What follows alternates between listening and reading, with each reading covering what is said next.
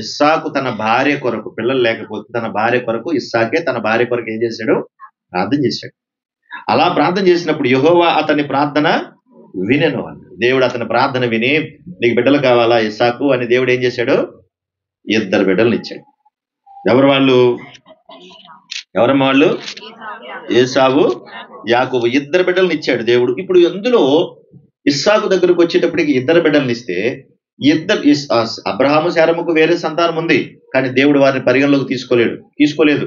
నీ వలన కలిగిన సంతానమే అని శారమును గురించి, అబ్రహాం గురించి మాట్లాడారు తప్ప అక్కడ హాగరు గురించి మాట్లాడలేదు. అందుకనే ఆ విషయాన్ని ఎత్తలేదు ఆయన. నీ సంతానం అంటే నువ్వు ఎవరినైతే దేవుడు భార్యగా ఇచ్చాడో ఆ భార్యకు పుట్టిన సంతానమే తప్ప ఆ తర్వాత వచ్చిన వాళ్ళు భార్య అయితే కాలేరు. ఓకేనా? ఆ తర్వాత వచ్చిన వాళ్ళు భార్య అయితే కాలేరు. కనుక ఎవరైతే దేవుడు మొట్టమొదటిగా భార్యగా నిన్ను ఇచ్చాడో వారికి పుట్టిన సంతానమే దేవుడు లెక్కలోనికి తీసుకుని ఆ రోజున అబ్రహాము శారమును దీవించాడు. అలాగే ఇస్సాకు పుడితే, ఇస్సాకు ద్వారా ఇప్పుడు 2 బిడ్డలను దేవుడు ఇస్తే వాళ్ళు ఎవరంటే, అక్కడ చదివాం కదా ఇప్పుడు మనం, 2 బిడ్డలను దేవుడిచ్చాడు. ఏసావు, యాకోబు 2 బిడ్డల్ని దేవుడిస్తే అక్కడ 25-26 వచనాల్లో ఉంటది. ఆదికాండము 25 అధ్యాయము 25-26 వచనాల్లో ఉంటుంది, చదవక్కర్లేదు. కనుక ఏసావు, యాకోబు 2 ఉన్నారు. వింటున్నారా? 2 ఉన్నారు. అయితే 2 ఉన్నప్పుడు దేవుడు 2 ఎన్నుకోలేదు. అక్కడ ఎవరిని ఎన్నుకున్నాడు? యాకోబుని ఎన్నుకున్నాడు. యాకోబుని ఎన్నుకున్న దేవుడు ఏసావుని ఎన్నుకోలేదు. కారణం ఏంటంటే మనకు తెలియదు, మనం చెప్పలేం. చిన్న ప్రశ్న అడుగుతాను మిమ్మల్ని, మీరు మంచోళ్ళేనా? మీరు? అలాగే అయిపోయింది. మీరు మంచోళ్ళేనా? పోనీ నేను మంచోళ్ళేనా? నా దృష్టికి నేను మంచోడినే, మీ దృష్టికి మీరు కూడా మంచోళ్లే. కానీ దేవుని దృష్టికి ఎవరు మంచోళ్ళు కాదు. పైన కనిపించే ఆకారాలు వేరు, లోపల ఉన్న మనుషులు వేరు. పైకి మాత్రం ప్రేమ ఒలగబోసేస్తా ఉంటారు, లోపల కనిపించే ఆకారం వేరు, లోపల ఉన్న మనిషి వేరు. అందుకే మనం ఎవరు మంచోళ్ళమో కాదు. ఆ రోజున వాళ్ళు కూడా మంచోళ్ళు కాదు. అయితే దేవుని ఎన్నికలో ఎవరినైతే దేవుడు ఎన్నుకుంటాడో, ఎవరినైతే రక్షించుకోవాలనుకుంటాడో, ఎవరినైతే తన కృపలో నడిపించాలనుకుంటాడో, ఎవరినైతే తన పనిలో వాడుకోవాలనుకుంటాడో వారిని పుట్టిన నాటి నుండి కూడా సెపరేట్ చేస్తాడు. మనకు తెలియదు. మనకు తెలియకుండానే ఏటేటో తిరుగుతూ ఉంటాం, ఏటేటో చేస్తాం. నువ్వు ఎన్నైనా చెయ్యి, వెనకాల తోకలాగా ఉంటుంది అనమాట ఆయన కృప. అలా తిరుగుతూ ఉంటాడు. నువ్వు ఎక్కడెక్కడ తిరుగు, ఎక్కడెక్కడ ఉండు, ఏమైనా చెయ్యి, కానీ నిన్ను నేను విడువను అంటాడు ఆయన. కనుక ఆయన సంకల్పంలో ఉన్నవారు, ఆయన ఎన్నికలో ఉన్న వారిని దేవుడు విడిచిపెట్టకుండా వెంటాడుతా ఉంటాడు అనమాట. కనుక ఆయన ఎన్నికలో ఆ రోజున ఏసావుని దేవుడు ఎన్నుకోలేదు, కానీ యాకోబుని ఎన్నుకున్నాడు. ఎందుకంటే క్యారెక్టర్ మనం చెప్పలేం. ఇప్పుడు యాకోబు క్యారెక్టర్ గొప్పదా అంటే అప్పుడున్న పరిస్థితుల్లో ఆయన కూడా గొప్ప ఏం కాదు. కానీ దేవుని ఎన్నుకున్న విధానంగా ఆలోచిస్తే యాకోబు యొక్క గుణగణాలన్నింటినీ కూడా దేవుడు అన్ని చదివినప్పుడు యాకోబులో చాలా లోపాలు కనబడతా ఉంటాయి కదా. అలా కనపడినప్పుడు దేవుడు ఏం చేస్తాడు? అర్థం అవ్వలేదు కదా, నీ కష్టం ఇలాగ. నాకు ఎన్ని సంవత్సరాలు చెప్పాలి ఇలాగ నేను. ఇప్పుడు మనం ఏదైనా ఒక ఇంటిని మనం ఫస్ట్ మనం ఒక స్థలాన్ని కొనుక్కున్నాం అనుకోండి. ఫస్ట్ అనుకోండి, ఇది బాగుంటది. స్థలాన్ని కొనుక్కున్నప్పుడు ఫస్ట్ ఏం చేస్తాం? స్థలం కొనుక్కున్నాం అనుకోండి. స్థలం కొనుక్కున్నప్పుడు మనం ఏం చేస్తాం? ఫస్ట్ సరిహద్దులు చూస్తాం కదా. అది స్థలమైన పొలమైన ఏదైతే ఫస్ట్ ఏం చూస్తాం? సరిహద్దులు చూస్తాం. సరిహద్దులు చూడగానే ఏం చేస్తాం? ఇక్కడ నుండి ఇక్కడ వరకు ఇది నాది అని చెప్పేసి 4 పక్కల కూడా సరిహద్దులు వేసేస్తాము. కాబట్టి ఇది మందని అనిపించుకోవడం, చుట్టూ అవసరం దడి కడతాము, లేదా ఏదో కడతాం, మొత్తం మీద ఇది నాది అన్నట్టుగా. దేవుడు కూడా అలా సరిహద్దులు గీస్తాడు.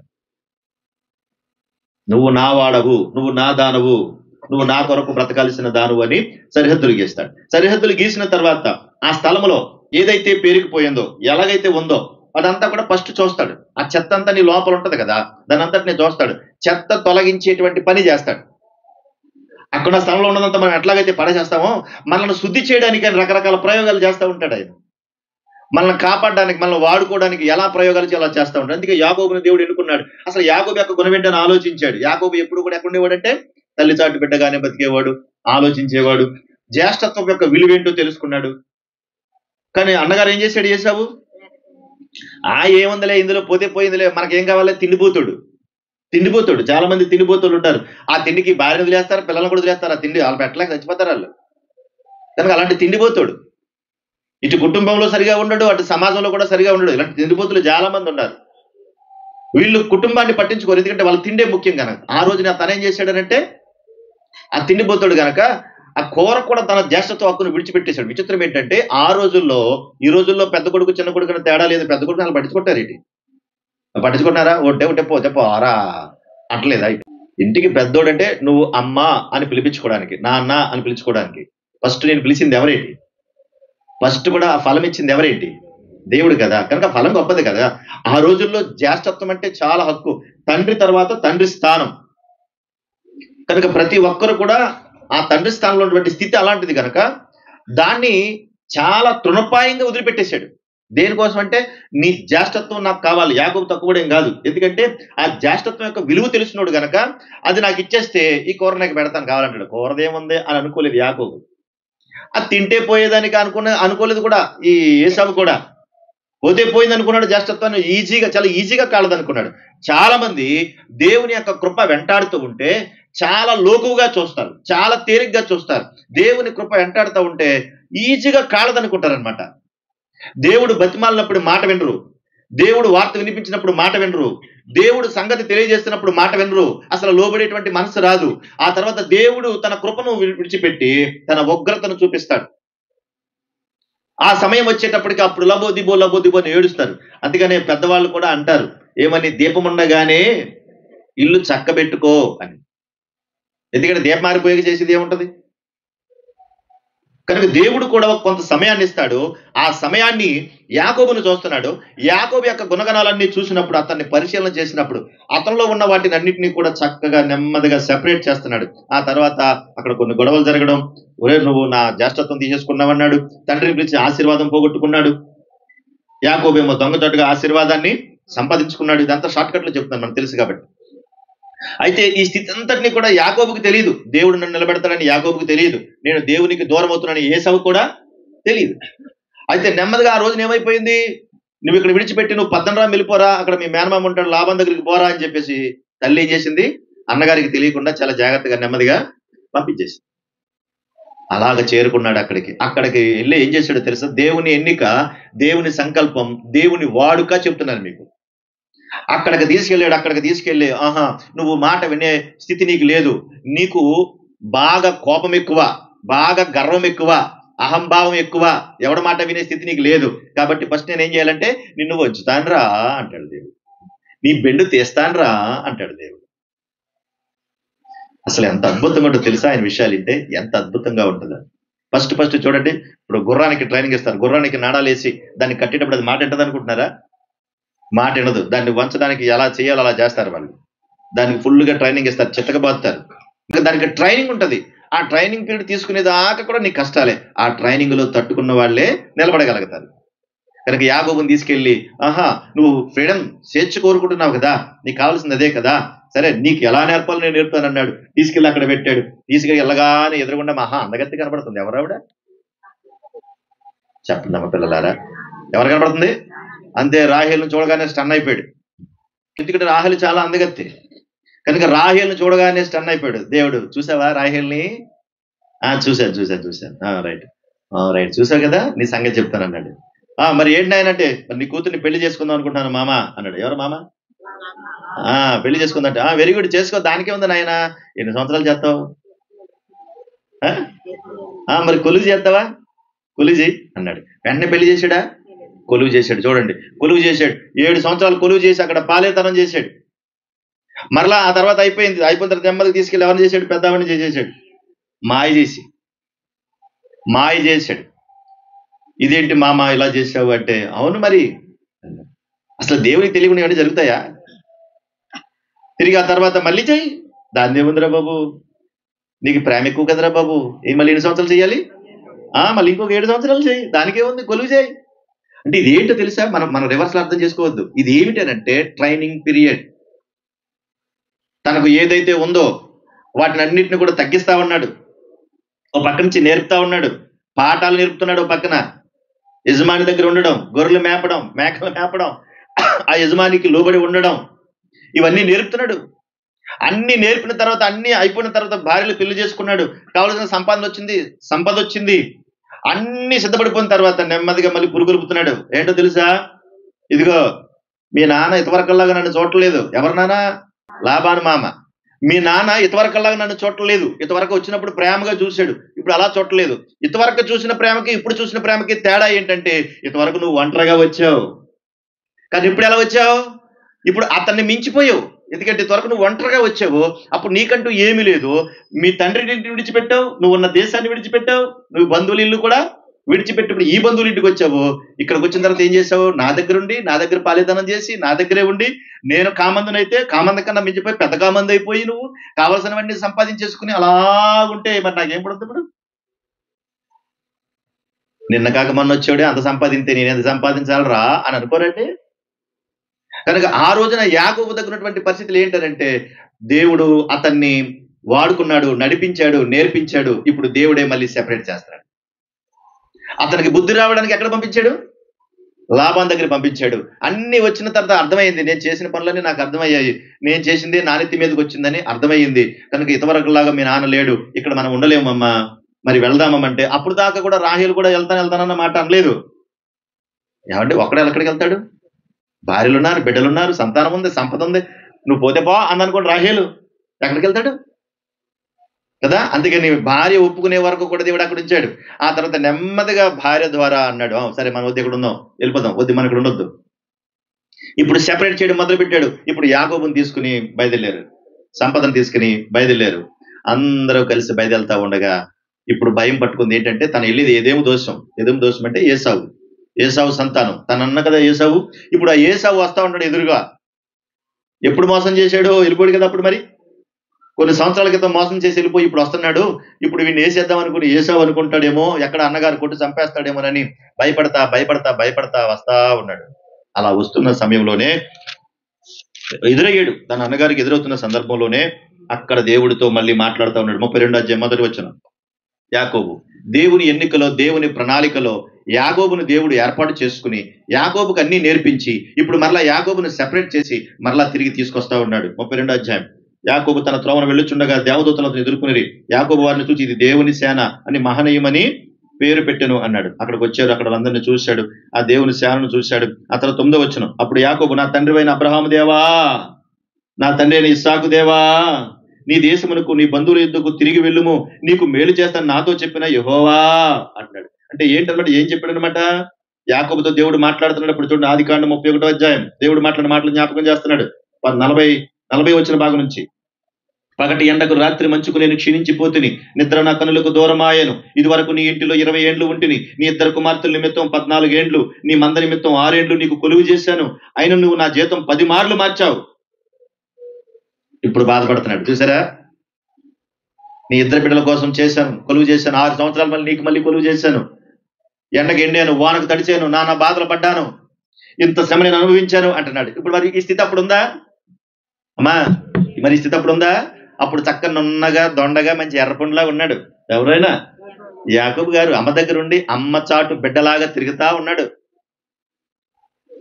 ఏ నొప్పి లేదు, ఏ బాధ లేదు. ఎందుకంటే అమ్మ బాబు బాగా సంపాదిస్తున్నారు, చక్కగా పట్టుకొచ్చి పెడుతున్నారు, నొప్పేం లేదు. చేతికి కడియాలు వేసుకుని, గాజులు వేసుకుని, గల్లు గల్లుమంట గజ్జల గుర్రంలాగా తిరుగుతా, ఏ నొప్పి లేకుండా, ఏ బాధ లేకుండా అమ్మ బాబు సంపాదించి పెడితే అది అనుభవిస్తూ, నాకు ఇలాగే బాగుంది, నేను ఎంతే బాగున్నాను అనుకుంటూ తన జీవితాన్ని కొనసాగిస్తూ ఉంటే దేవుడు అన్నాడు, నీకు ఈ సుఖపడేటువంటి జీవితం కాదురా, నీకు కష్టపడేటువంటి జీవితం కావాలి నీకు అని జాగ్రత్తగా తీసుకెళ్ళి అక్కడ నేర్పించాడు. అప్పుడు అంటున్నాడు ఈ మాటలు, అయ్యో నేను క్షీణించిపోయాను. చూడండి, అక్కడ 38వ వచనంలో కూడా ఉంటది, ఈ 20 ఏళ్ళు నేను నీ యొద్ద ఉన్నాను, నీ గొర్రెలు మేకలు ఈచుకుని పోలేదు, నీ మంద పొట్టేలు నేను తినలేదు. విచిత్రం ఏంటో చెప్పనా అమ్మా? ఇక్కడ విచిత్రం ఏంటో తెలుసా? యాకోబును అక్కడికి వెళ్ళిన తర్వాత యాకోబును బట్టి దేవుడు లాభాన్ని కూడా ఆశీర్వదించాడు. ప్రైజ్లో. ఎందుకు? యాకోబు మంచోడని కాదు, అక్కడ యాకోబు దేవుని ఎన్నికలో ఉన్నాడు కనుక యాకోబును బట్టి లాభాన్ని కూడా ఆశీర్వదించాడు. అలాగని యాకోబుకి నష్టం చేయలేదు, లాభాన్ని కూడా నష్టం చేయలేదు. దేవుడు దాన్ని విడిచిపెట్టలేదు. కొంతమంది అప్పుడప్పుడు అంటారు, ఏ ముహూర్తాన్ని అడుగుపెట్టిందో మహాతల్లి, ఇక్కడికి ఎందుకు వచ్చాడు మహానుభావుడు అంటారు. దేవుడి చిత్తం లేదు ఏమీ జరగదు, వాళ్ళ చేతుల్లో ఏముండదు. వాళ్ళు అడుగు పెడితే ఏమీ జరగదు, వాళ్ళు అడుగు పెట్టకపోయినా ఏమీ జరగదు. కానీ మనుషులం కదా, అందుకని ఏం చేస్తామంటే వాళ్ళ మీద గెంటేస్తాం, నేరం వాళ్ళ మీద తోసేస్తాం. పెళ్ళైననే పెళ్ళికొడుకు చచ్చిపోవడం కూడా తప్పెవరిది అంటారండి? పెళ్ళైననే పెళ్ళికొడుకు చచ్చిపోతే తప్పెవరిది అంటారు? మహాతల్లి ఐరన్ లెగ్, మహాతల్లి అలాగా పెళ్లి చేసుకుందాం అనుకున్నామో లేదు, చచ్చిపోయింది. అందుకే ఆమె ఏం చేసింది? అతనేం చేశాడు? కాబట్టి తప్పు వాళ్ళదేమీ లేదు. వాళ్ళు చేస్తున్న క్రియలను బట్టో జరిగిన పనులను బట్టో అది జరిగిందేమో కానీ ఆమె ఏం చేసింది? ఆమె లెక్క ఏం చేసింది? కనుక ఇక్కడ దేవుడు ఎవరిని బట్టారంటే దేవుని చిత్తానుసారంగా ఆ రోజున ఎన్నుకుని వాళ్ళిద్దరిని కూడా నడిపిస్తా ఉన్నాడు. అప్పుడు యాకోబుకి అన్ని నేర్పించాడు. అక్కడ దుష్ట మృగంలో చేత చీలబడ్డాయి, నష్టము నేనే పెట్టుకున్నాను. ఆ తర్వాత పగటి ఎండకు రాత్రి మంచుకు నేను క్షీణించిపోయాను, నిద్ర నా కన్నులకు దూరమయ్యాను, నీ ఇద్దరు పిల్లల కోసం కొలువు చేశాను, నీ కోసం మళ్ళీ కొలువు చేశాను, 20 సంవత్సరాల నుంచి కొలువు చేస్తా ఉన్నాను, నాకు ఇంత నష్టం కలిగిస్తున్నావు నువ్వు అని చెప్పి 42 వచ్చిన అక్కడ చూడండి. నా తండ్రి దేవుడు అబ్రహాము దేవుడు, ఆదికాండం 31:42, నా తండ్రి దేవుడు అబ్రహాము దేవుడు ఇస్సాకు భయపడిన దేవుడు నాకు తోడై ఉండని ఎడల నిశ్చయముగా నీవు నన్ను ఒట్టి చేతులతోనే పంపివేసి ఉందువు. దేవుడు నా ప్రయాసమును నా చేతుల కష్టమును చూచి పోయిన రాత్రి నిన్ను గద్దించనని లాబానుతో చెప్పాను. అసలు మీరు అర్థం చేసుకోవాలి ఈ మాట. దేవుని ఎన్నికలో ఉన్న వారిని దేవుడు కాపాడడమే కాకుండా అన్ని నేర్పించడమే కాకుండా ఎవరైనా అతని జోలికి వచ్చినా కూడా దేవుడు హెచ్చరించి బుద్ధి చెప్తాడు. వాళ్ళతో కూడా మాట్లాడతారు. నువ్వేం చేస్తున్నావు, ఎవరితో మాట్లాడుతున్నావు, ఏం మాట్లాడుతున్నావు, ఎందుకు మాట్లాడుతున్నావు, నీతో మాట్లాడేవాడు ఎవడో తెలుసా నీకు, నిష్టానుసంగా నువ్వు నోరు పరేసుకుంటావు, వాళ్ళని కూడా దేవుడు హెచ్చరిస్తాడు. ఆ రోజున జరిగింది అదే. దేవుడు ఎన్నుకున్నాడు కనుక లాభాను యాకోబును పట్టుకుని ఏంటి నువ్వు ఇష్టానుసారంగా చేశాడు, మన జనం తీసుకెళ్ళిపోయాడు. ఎవరు? లాభాను యాకోబు మీదకి వెళ్ళిపోతే దేవుడు ఏమన్నాడు చూడండి, మాట్లాడకుండా 29 వచ్చిన చూడండి, 28, 29, 31 అధ్యాయం 28, 29. అయితే నీవు నా కుమారులను నా కుమార్తెలను ముద్దు పెట్టుకుని నీయక పిచ్చి పట్టట్లు ఇటు చేసేదివి. ఎవరితో మాట్లాడుతున్నాడు తెలిసి మాట? లాబాను యాకోబుతో మాట్లాడుతున్నాడు. ఏంటి నువ్వు వెంటనే తీసుకెళ్ళిపోయావు, నాకు చెప్పపెట్టకుండా నా పిల్లల్ని తీసుకెళ్ళిపోతున్నావు, మందలు తీసుకెళ్ళిపోతున్నావు, కనీసం నా పిల్లల్ని ముద్దు పెట్టుకుని మాట్లాడుకునే అవకాశం కూడా నీవు ఇవ్వలేదు, పిచ్చి పట్టట్లు నువ్వు చేసామంటున్నాడు. యాకోబుతో గట్టిగా మాట్లాడుతున్నాడు. ఆ రోజున అలా మాట్లాడుతుంటే అప్పుడు ఆయనే చెప్తున్నాడు ఈ మాట చూడండి, మీకు హాని చేయుటకు నా చేతనవును. అంటే ఏంటి? నీకేం చేయాలో అది నేను చేయగలను. చాలా మంది అనుకుంటారు అలాగా, ఏం చేయాలని నేను చేస్తాను, చిటికలో చేస్తాను రే, నీ అంతు తెలుస్తాను రే అంటాడు. దేవుని ముందు ఎవడండి ఆగేది? దేవుని ముందు ఎవడండి ఆగేది? రాత్రంటే ఇంటికి వెళ్ళినప్పుడు మళ్ళీ పొద్దునకి వస్తాడో లేదో తెలీదు. ఎవరిని సాధించగలం, ఎవరిని మనగలం? మన మనుషులం. మన జీవిత విధానం, బ్రతకడే విధానమే దేవుడు మనకి ఇచ్చాడు, కానీ మన బ్రతుకు విధానం మన చేతిలో లేదు. ఏ క్షణమైనా ఏ గుండైనా ఆగిపోవచ్చు. అందుకే విర్రవేయకూడదు, ఎప్పుడు కూడా గర్వించకూడదు, అహంకారంతో ఉండకూడదు, దైవికమైనటువంటి మాటలతోనే బతకాలి. చేతనైతే మేలు చేయాలి, కీడు ఎవరికి చేయడానికి దేవుడు ఒప్పుకోట్ల. కీడు ఎవరికి చేయకూడదు, మనం అసలు మేలు చేయాలి, కీడు చేయడానికి లేదు. అది దేవుడు చూసుకుంటాడు. అందుకే నీకేదన్నా చేయాలంటే నా చేతనవని అంటాడు. మరి అంత గొప్పడో, నా చేతనవను, నేను చేయగలను అంటాడు. చాలా మంది చెప్తారు ఇలాంటి డైలాగులు కదా, నా చేతనవును అంటే. అప్పుడు ఏమన్నా చూడండి, అయితే అన్నాడా, అయితే పోయిన రాత్రి మీ తండ్రి యొక్క దేవుడు నీవు యాకోబుతో మంచి గాని చెడ్డ గాని పలకకము, జాగ్రత్త సుమా. ఎవరు హెచ్చరించారు ఈ మాట? దేవుడే హెచ్చరించాడు. నువ్వు మాట్లాడుతున్నాడు ఎవడో తెలుసా? నా దాసుడు, నా కుమారుడు, జాగ్రత్త, మంచి గాని చెడ్డ గాని పలకకుండా జాగ్రత్త సుమా అని హెచ్చరిక చేస్తున్నాడు. ఎందుకో తెలుసా? దేవుని ఎన్నికలో ఉన్న వారిని దేవుడు ఎలాగైనా కాపాడుకుంటూ వస్తాడు, విడిచిపెట్టాడు. అది ఆయన సంకల్పం. ఆదామును ఎన్నుకున్న దేవుడే, నోవాహును ఎన్నుకున్న దేవుడే, అబ్రహామును ఎన్నుకున్న దేవుడే, ఇస్సాకును ఎన్నుకున్న దేవుడే, యాకోబును కూడా ఎన్నుకున్నాడు. అందుకే విడిచిపెట్టట్లా. మంచిగాని చెడ్డగాని మాట్లాడద్దు, జాగ్రత్త అన్నాడు. ఆ మాటే యాకోబు జ్ఞాపకం చేస్తున్నాడు 42 వచనంలో. నా తండ్రి దేవుడు అబ్రహాము దేవుడు ఇస్సాకు భయపడిన దేవుడు నాకు తోడై ఉండని ఎడల నిశ్చయముగా నీవు నన్ను ఒట్టి చేతులతో పంపివేసిందువు. దేవుడు నా ప్రయాసము నా చేతులు కష్టమును చూచి పోయిన రాత్రి నిన్ను. ఎలా తెలిసింది దీనికి? ఎలా తెలిసింది దీనికి? పోయిన రాత్రి దేవుడు నిన్ను గద్దించాడు కాబట్టి. ఎలా తెలిసిందంటే ఆ రోజున లాభాన్ని అన్నాడు, దేవుడు చెప్పాడు కానీ నేను వదిలేస్తాను రా అన్నాడు. దేవుడు చెప్పాడంటే అన్యుడైనా సరే, ఎరగని వారినైనా సరే దేవుడు ఏం చేస్తాడు? మాట్లాడతాడు. దేవుడు ఆయన మాట్లాడే దేవుడు. ప్రైజ్ ది లార్డ్, ఆమేన్. ఆయన మాట్లాడే దేవుడు, అని మాట్లాడతాడు. కనుక ఆ రోజున మాట్లాడాడు ఆయన యాకోబును ప్రత్యక్షపరచుకోవడానికి, యాకోబును బలపరచడానికి. ఆ రోజున తండ్రి ఇంటిని విడిచిపెట్టి పారిపోయి వచ్చేస్తుంటే దారిలోనే మాట్లాడాడు. నాయన నువ్వేం బాధపడకు, నువ్వు కంగారు పడకు, నువ్వు ఇబ్బంది పడకు అని ఆ రోజున దారిలోనే కదా మాట్లాడాడు. దారిలో మాట్లాడి ఆయన చెప్పినటువంటి మాట, సరే నువ్వు జాగ్రత్తగా వెళ్ళు, అయితే నీ స్థితిగతులు జాగ్రత్త, నీ ఉద్దేశాలు జాగ్రత్త, నిన్ను కూడా గొప్ప జనాంగంగా నేను చేస్తానని చెప్పి దేవుడు ఆ రోజున ఆశీర్వదించాడు యాకోబును కూడా. చూడండి ఒకసారి ఆదికాండము 30వ అధ్యాయం, ఆదికాండం 30వ అధ్యాయం 27వ వచన భాగం. అందుకు లాబాను ఉమ్, అతనితో, ఉమ్. నీ కటాక్షము నా మీదున్న నీ ఎడల కటాక్షము నా మీద ఉన్న ఎడల నా మాట విను, నిన్ను బట్టి యెహోవా నన్ను ఆశీర్వదించినని శకునము చూసి శకునము చూచి తెలుసుకున్నారు. ఎవరంటాడు ఈ మాట అనుకుంటున్నారు? లాభాన్ అంటున్నాడు. తన ఇంటికి ఎలాగొచ్చింది ఆశీర్వాదం అంటే, అసలు నేను ఇంతమంది నా ఇల్లులో ఒకలా ఉండేది, ఇప్పుడు ఇంకోలా ఉండేది, ఇప్పుడు అంతకుముందు ఒకేలా ఉండేవని ఇప్పుడు ఒకలా ఉన్నాను. ఏ కారణం ఏంటంటే ఎలా చూసుకుంట శకునం చూసి తెలుసుకున్నట్ట. శకునం మరి ఏం చెప్పాడో శకునుడు, ఒరే నీకున్న ఆశీర్వాదం నీకున్న దీవెన ఎక్కడి నుంచి వచ్చింది అనుకుంటున్నావరా? మీ అల్లుడు వల్ల. అర్థమైందా? ఇది హిస్టరీ, చరిత్ర ఇదంతా. కనుక దానివల్లే నీకు కలిగింది, కనుక నువ్వు జాగ్రత్త అన్నాడు. 30వ వచనం, నేను రాకమునుపు నీకుండినది కొంచెమే. ఎవరంటారు ఈ మాట? యాకోబు అంటున్నాడు, నేను రాకమునుపు నీకుండినది కొంచెమే, అయితే అది బహుగా అభివృద్ధి పొందెను. నేను పాదము పెట్టిన చోటల్లా యెహోవా నిన్ను ఆశీర్వదించాను. క్రైస్తవులు, నేను పాదము పెట్టిన చోట యెహోవా నిన్ను ఆశీర్వదించను. ఇది ఎవరికి అర్థమైంది? ఇప్పుడు యాకోబుకి అర్థమైంది, అటు లాబానికి అర్థమైంది. దేవుని సంకల్పం అది, దేవుని ప్రణాళిక అది. నన్ను ఇలాగ అయింది అంటే ఇది దేవుని చిత్తం అన్నమాట.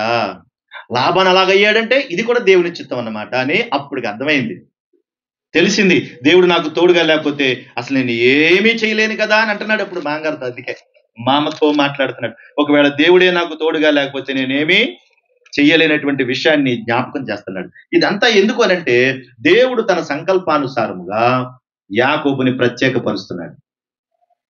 భూమి మీద అప్పటికి ఎంతమంది జనాభా ఉన్నారండి? మనం ఆదికాండం 5వ అధ్యాయం చదువుకుంటాం కదా, ఎంతమంది జనాభా ఉన్నారు. ఆ తర్వాత మళ్ళీ నోవహు సంతానం చదువుకుంటాం కదా, షేము, హాము, యాపెతు, ఈ ముగ్గురు సంతానం చదువుకుంటాం కదా. ఇందులో ఎవరి సంతానం? అబ్రహాము. షేము సంతానంలో వచ్చాడు కదా, ఆ సంతానం నుంచి అబ్రహాం వచ్చాడు, అందులో నుండే ఇస్సాకు వచ్చాడు, అందులో నుండే యాకోబు వచ్చాడు. ఇప్పుడు సెపరేట్ చేస్తున్నాడు, ప్రత్యేక పరుస్తున్నాడు. అందులో నువ్వు ఉన్నావు, అందులో నేను కూడా ఉన్నాను.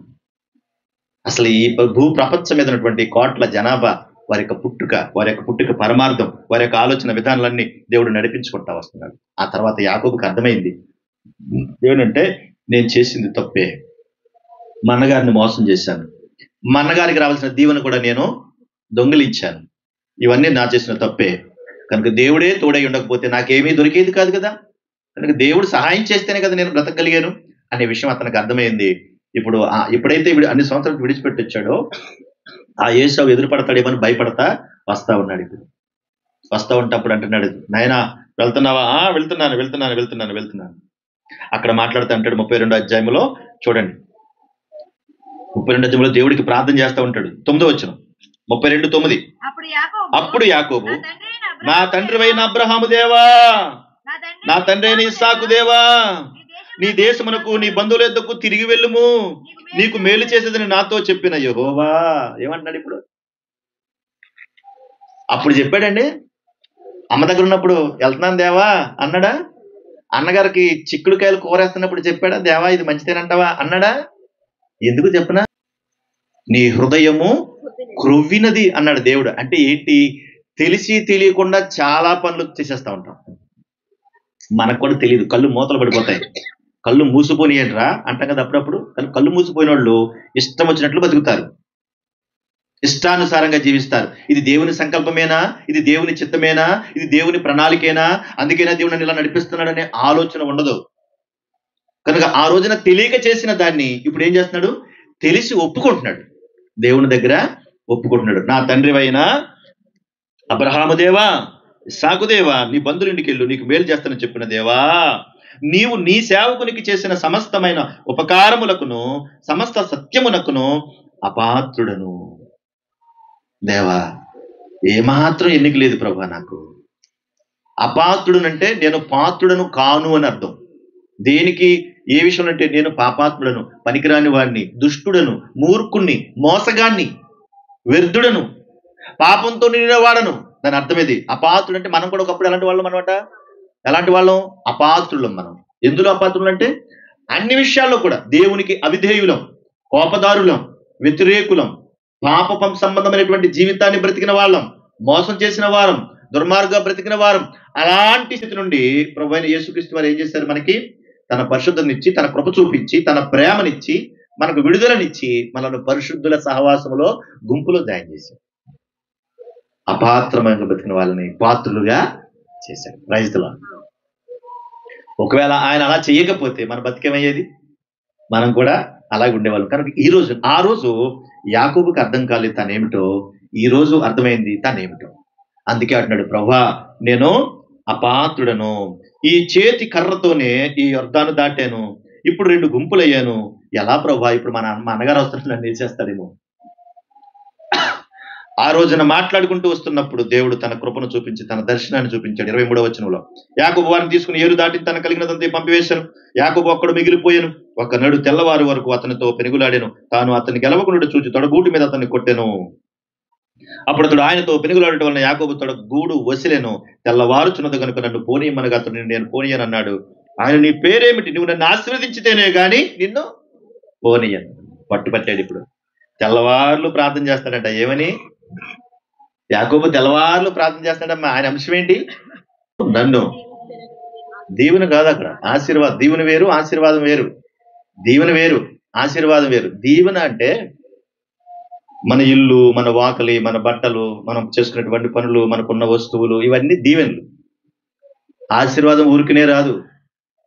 ఆశీర్వాదం అంటే పాపము నుండి, శాపము నుండి, కష్టము నుండి, దుర్మార్గము నుండి, అవిధేయత నుండి, అవిశ్వాసము నుండి విడిపించడం, కాపాడడం. ఇప్పుడు అంటున్నాడు, నేను మోసగాడినే, నేను పనికిమాలోనే, నేను వెద్దున్నే, నేను అపాత్రున్నే. ప్రభా నీవు నన్ను ఆశీర్వదించితేనే గాని నేను నిన్ను విడిచిపెట్టినట్టాడు. ఆయన ఒక్క రాత్రి అంతా కూడా ప్రార్థన చేశాడంట. ఏమని? నీవు నన్ను ఆశీర్వదించితేనే గాని నేను నిన్ను విడవను. నీ పేరేమిటి అంటే, నా పేరు ఎందుకు అడుగుతావు? నా పేరు యాకోబు. నా పేరు అంటే ఏమైందో తెలుపున్నాడా? తనెవరో, తన స్థితి ఏంటో, తన బతుకేంటో దేవుని ముందు ఒప్పుకున్నాడు. నా బ్రతుకిది, ఒకనాడు ఇలా బ్రతికాను, అదంతా నాకు అర్థమవుతుంది. ప్రభువా నేను యాకోబునే. చాలా మంది ఏం చేస్తారంటే చేసిన దాన్ని ఒప్పుకోరు. అసలు ఒప్పుకుంటారంటే ఒప్పుకుంటారా?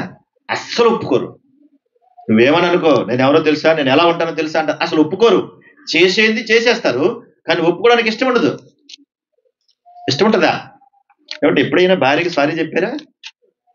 భర్తలారా, తప్పైపోయింది అమ్మా, తప్పైపోయిందమ్మా, క్షమించేయమ్మా అని ఎప్పుడైనా అన్నారా? అలాగే పేరేటి ఎప్పుడైనా చెప్పారా? అబ్బే అహంకారం, అస్సలు అడ్డం వచ్చేది కదా.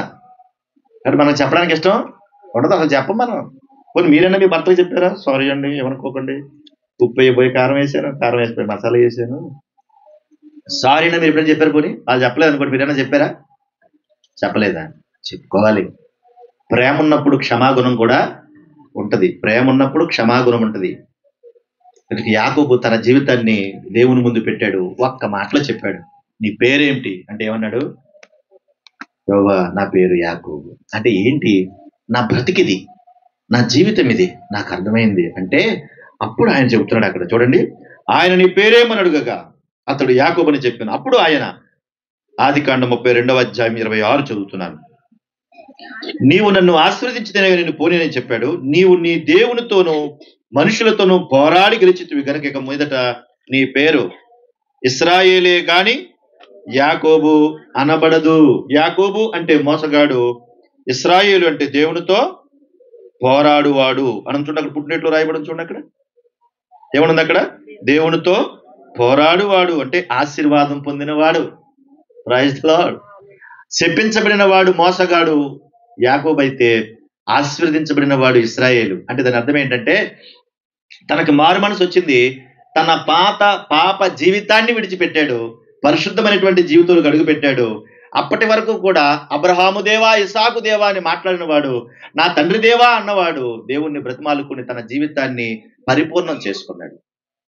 ఎందుకు ఇదంతా చేశాడు అంటే దాని అర్థం ఏంటంటే దేవుని ప్రణాళికలో, దేవుని ఎన్నికలో, తన యొక్క రక్షణ ప్రణాళికలో యాకోబును దేవుడు ఎన్నుకున్నాడు. కనుకనే ఇశ్రాయేలుగా మార్చాడు. దాని అర్థం అదే, పాత జీవితాన్ని క్రొత్త జీవితంగా మార్చాడు, పరిశుద్ధమైన జీవితంగా మార్చాడు. నేను ప్రభువుని నమ్ముకున్నానండి, నేను యేసుబాబు భక్తునండి అని ఇష్టానుసారంగా బ్రతికితే కాదు. ఎలా పడితే అది బతుకుతే కాదు. నీ చెత్త జీవితాన్ని చూసి ఎవడన్నా మారకపోతే దేవుడు నిన్ను శిప్పిస్తాడు ఒక రోజు, నిన్ను పట్టుకుంటాడు ఒక రోజు. ఆ రోజున యాకోబు ఏ శిక్ష వేసి తిరిగి రప్పించాడో అలా కూడా నీకు కూడా శిక్ష వేస్తాడు. కనుక నీ పాత జీవితాన్ని విడిచిపెట్టి నువ్వు క్రొత్త జీవితంలోనికి వచ్చావంటే ఆ క్రొత్త జీవితాన్ని 10 మందికి కనుపరచాలి, చూపించాలి. అలా చూపించగలిగితేనే జీవితం బాగుంటది. గయ్యాల గంపలాగా నువ్వు ప్రభుని నమ్ముకున్నావు అనుకో, ఒకవేళ అత్తగారు అనుకో, నువ్వు ప్రభుని నమ్ముకున్నావు అనుకో, గయ్యాల గంపలాగా నీ కోళ్ళ మీద పడిపోతే నీ కోళ్ళు నమ్ముకుంటుందా ప్రభుని? ఏమంటది నీ కోళ్ళు? నువ్వు ఒకటి తిరంగా లేవు కానీ నాకు చెప్తున్నావా, నువ్వు ఒకటి తిరంగున్నావా అంటది. అంతే కదా. ఒకవేళ కోడలు అనుకో, నీ గయ్యాల గంపకం బట్టి తనాన్ని బట్టి నీ అత్తగారు నమ్ముకుంటుందా? మారు మనసు పొందుతుందా? తప పెద్ద అత్తగారు ఏమైపోతుంది? బీసుకుని చచ్చిపోదా? నీకు అంత నోరుంది మరి. అందుకే నువ్వు మార్పు పొందిన పరిస్థితిలో లేకపోతే, మంచి ఆలోచన లేకపోతే నీ మంచి జీవితం మరి ఎవరికి సాదర్శం? అందుకే యాకోబు ఎలాగైతే మారాడో మనం కూడా మారాలి. యాకోబు ఇశ్రాయేలుగా మారాడు, దేవుడు మనల్ని కూడా పాప జీవితం నుండి పరిశుద్ధులుగా మార్చాడు. ఆయన ఎన్నిక అలా ఉంది. మన ఎన్నిక బాగుంటుందా? మన ఎన్నిక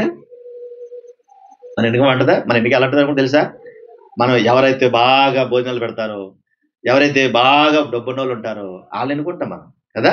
నువ్వు కూడా ఒకవేళ నువ్వు అనుకున్నట్టుగానే ఒకవేళ పుట్టుంటే బాగా డబ్బున్న వాళ్ళ ఇంట్లో పుట్టాలి, బాగా జమీందారుల ఇంట్లో పుట్టాలి, సింగపూర్లో పుట్టాలి, పెద్ద పెద్ద మేడల్లో పుట్టాలి అనుకుంటాం మనం. అయితే కొత్తగా కోడలు పెళ్ళవాలనుకునే పిల్ల ఎలాగ ఆలోచిస్తారు తెలుసా? ఈ రోజుల్లో అయితే మరీ దాన్ని ఎలాగ ఆలోచిస్తారు? వాళ్ళ ఎన్నికండి, వాళ్ళ ఎన్నిక. అమ్మాయి ఎన్నిక ఎలా ఉంటుంది తెలుసు? ఇప్పుడున్న రోజుల్లో అసలు వెనకాల ముందు పాత సామాను ఉండకూడదు. పాత సామాను ఎవరు అనుకుంటున్నారు? అత్తగారును మాంగారును సో అండ్ సో. అంటే ఏంటి? ఒక్కదాన్ని ఉండాలి, నేను ఒక్కడనే ఉండాలి. అది ఒక 5-6 సంవత్సరాల క్రితం. ఇప్పుడైతే ఎలాగంటే 2-3 సంవత్సరాలు కలిసి ఉందాం, తర్వాత ఇష్టం లేకపోతే నీ దారిని ఇది, నా దారిని అది. చూసారు, మన ఎన్నిక, మనుషుల ఎన్నిక అలా తగలడింది. అందుకే ఏ కుటుంబాలు బాగుంట్లా, ఏ జీవితాలు బాగుంట్లా. మంచివాడా కాదా, మంచిదా కాదా, దైవికంగా ఉంటారా లేదా, దైవిక గుణాలు ఉన్నాయా లేవా, ఇవి చూడటంలా. ఆస్తి ఎంత ఉంది, ఐశ్వర్యం ఎంత ఉంది, మంచి ఉద్యోగం ఉందా, మంచి మేడ ఉందా. చూసారు, మనుషుల ఎన్నిక నాశనం. ఎప్పుడైనా మీరు ఆలోచించండి. ఏదైనా ఒక సంబంధాన్ని కుటుంబంలో కలుపుకోవడానికి, ఒక సంబంధం చూడడానికి, ఒక పెళ్లి సంబంధం చూడడానికి మీరు వెళ్తే కనుక మీరు ఏం చూస్తారు? ఏం చూడాలి? చూసారు, మన ఎన్నిక అది. డబ్బును ఆశించేవారు, లోకాన్ని ఆశించేవారు, వాళ్ళ ఎన్నిక సరిగా ఉండదు. కానీ దేవుని ఎన్నిక పర్ఫెక్ట్ గా ఉంటుంది. అందుకే ప్రభువా, నీ చిత్తం ఏంటి, నీ ఉద్దేశం ఏంటి, నీ ఆలోచన ఏంటి, నీ తలంపులేంటి అని ఆయన తలంపుల్లోకి వెళ్ళిపోవాలి. యాకోబుని ఎన్నుకున్న దేవుడు నిన్ను నన్ను కూడా ఎన్నుకున్నాడు. మనం ఎంత ధనిలమో తెలుసా? అయితే కనుక దేవుని ఎన్నికలో నుంచి వెళ్ళిపోతే మనుషుల పాటల్లో పడతాం, జీవితం అంతా పాడైపోతుంది.